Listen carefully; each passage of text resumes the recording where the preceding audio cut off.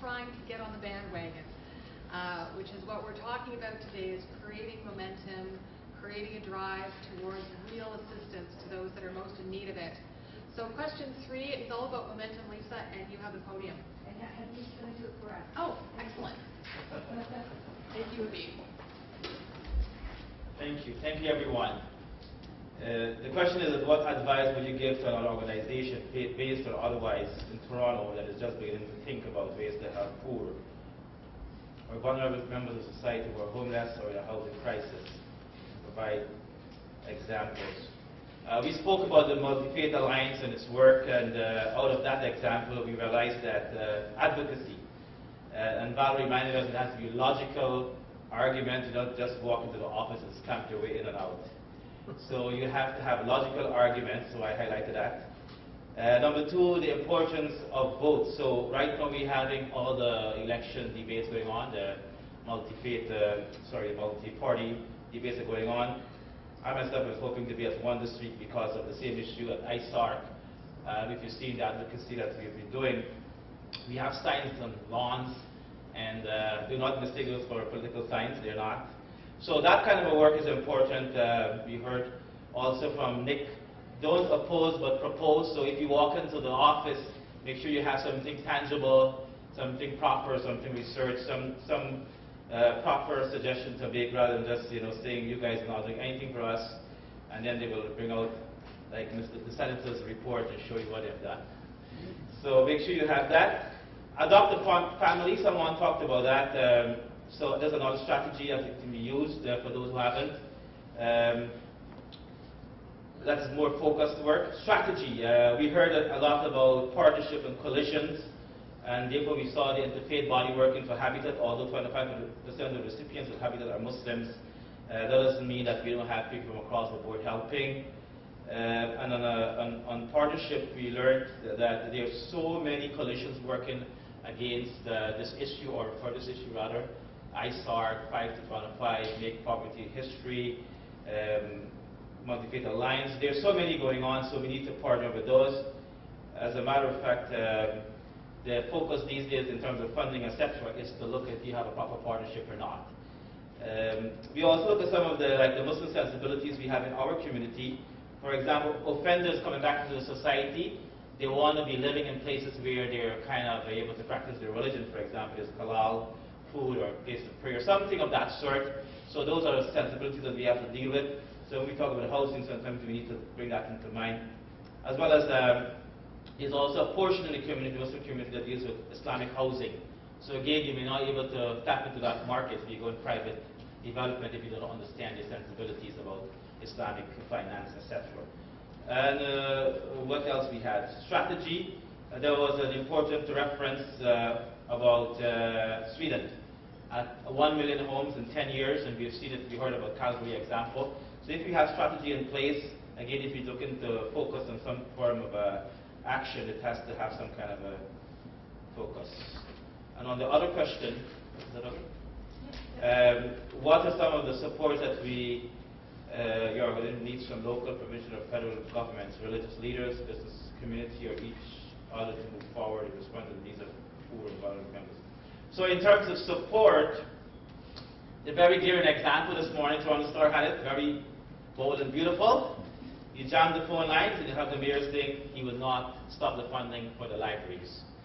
So we recently had a case with a Jewish professor. We've seen that article as well in the Toronto Star.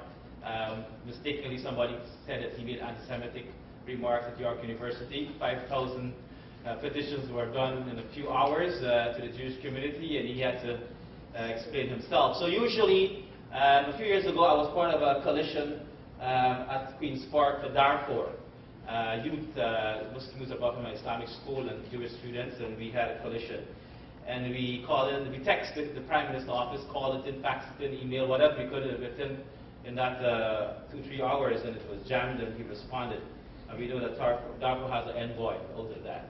So places of worship don't pay. There was this issue about places of worship not given the credibility they should be given, and therefore we have to respond to that in whatever way to say that we may not be paying taxes, as someone recently said, but we give back millions and billions to the community because right now we're the third government.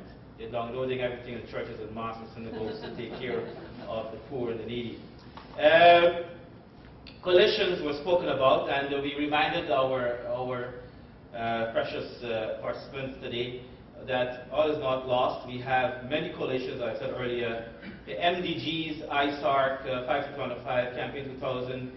If you go on the big povertyhistory.ca website, which is out of Ottawa, we've been part of this for many years, is that they have really summed out some real advocacy plans there. And recently, the MDGs, we heard about it. MDG is the Millennium Development Goal of the United Nations. Jewish, Muslim, Christians, Sikhs, etc. to be part of that. They have been successful in bringing this issue to 308 ridings across Canada, that each MP has to give an account on a certain date. What have they done towards reducing poverty, not only in Canada but around the world? Because they have promised that last year at Winnipeg on the summit. So there are a number of initiatives that are happening, and we need to know about that. The other 2 points that were made is that prioritization. Mayor Miller had established the 13 priority areas. We've been working for years with that, and hence, like Malvern, Jane and Finch, wherever these places are, they have had funding, they have had priorities. Nowadays, if you talk to people who are giving funds, whether it's private foundations or government agencies, they're interested in seeing a coalition working in priority areas on a focused project. So if it's about, helping 100 newcomer families in Thorncliffe area, if that's one of the areas, I'm not sure, or in Malvern area, and you have 5 religious partners working on this project for X amount of money, X amount of time, then they see tangible results out of that, then they're interested in that kind of funding, and we know that's working. One example of that is we out of that project, we were able to establish the GTA Faith Alliance with Honorable Senator Don Meredith. And after 5 years, you challenged them to not give them money, but York Region gives them money to help youth in a literacy program in the York Region. So we know that it works. The Alliance got funding, and those children are getting back into school and jobs. So basically, and finally, private developers. We still have philanthropists in this country. We still have some Warren Buffett in Canada. So we still need to tap into the private developers who will give affordable housing at affordable cost. And that was another suggestion that we can tap into. I think Val was part of that some years ago with the Lakeshore condominiums. Was it seeking those developers were supposed to give a multi-faith center as well in one of those condominiums in Lakeshore. So these are some plausible ideas that came in terms of support. Thank you very much. A few more thoughts on question number 4.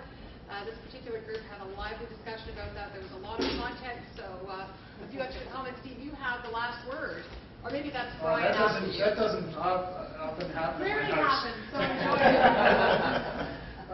Yeah, I'm an engineer by education, so I like to focus things in. The basic tenet behind the support that we felt that we needed was there had to be guaranteed money.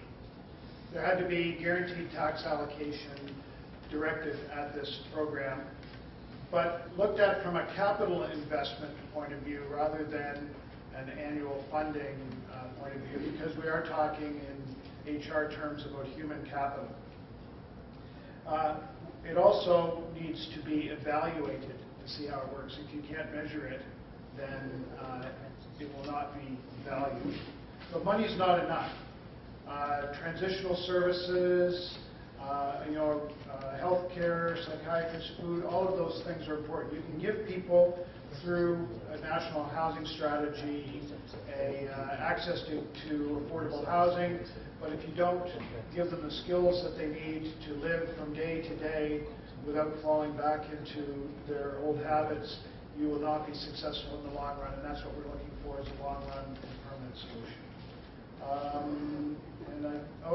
And there was a lively discussion about block voting in order to support candidates in elections who are willing to go along with the vision that we have created.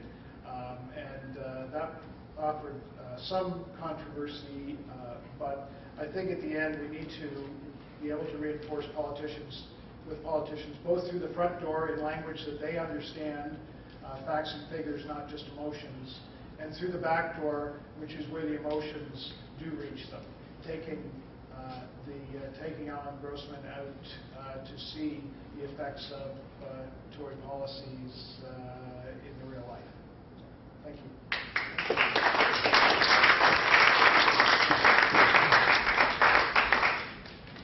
Thanks to everyone. That was terrific. It was a good report, and we certainly generated a lot of good ideas. So we're coming close to the end of our program for the day. So we're going to have a final word. I think Emeka wants to speak about the United Nations for a moment, and then we'll have some people to wrap it up. Lisa is going to wrap things up, and Father Francis will conclude. We're in a bit of a time constraint because we need to be out of the building by 4 or before 4 because there's another group coming in here, so we'll just move that way. Emeka, you're on. Okay. Thank you.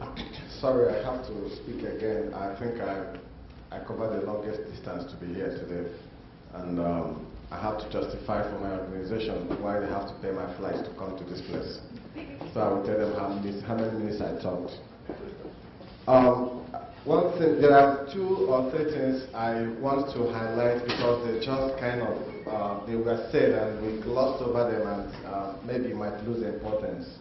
And that is what I identify here as a change in the paradigm of the way we talk about poverty and people who live in poverty. The conventional way has always been comfortable people gathering together to talk about the poor and poor conditions. And experience has shown us that, it works, but it doesn't really work as much as we expect. So the paradigm shift now has become getting the people who are experiencing what we are talking about, not just come to tell us their stories, but to be part of the discussion table. And that is what I think is very important when I went to that group outside. To hear people who are first-hand experienced persons living in the situation we are talking about, challenging solutions somebody or people are bringing up because this is about them. I link it with our 2007 conference, United Nations Conference on Climate Change. Professors and academians of all sorts, professionals, we're all talking about climate change and its effects. But a multi-faith group sponsored some Maasai people from Kenya who are already experiencing the effects of climate change to come to New York for that conference. And so when the panel was arranged in the General Assembly and they were speaking, this poor man stood on the ground and raised his hand. You are talking about climate change from that comfortable place. Do you know what it is? I live in a place where I depend on my cows. My cows can't graze any longer because of the drought. And I've lost everything I live on. You talk of climate change, you are inside this air-conditioned room with your tie all well made. And the whole discussion changed because people who are experiencing it now are telling us what it is. So I am suggesting and encouraging this group, if we have to continue this discussion, and every other person who is involved in issues like this, don't make it an added on, but make it the central element of your own approach. To get the great persons come on board to talk about these issues, so that it gives it the weight it demands. And again, the importance of partnership, which I think this alliance of sponsoring this event today highlights. We are all concerned almost about the same thing.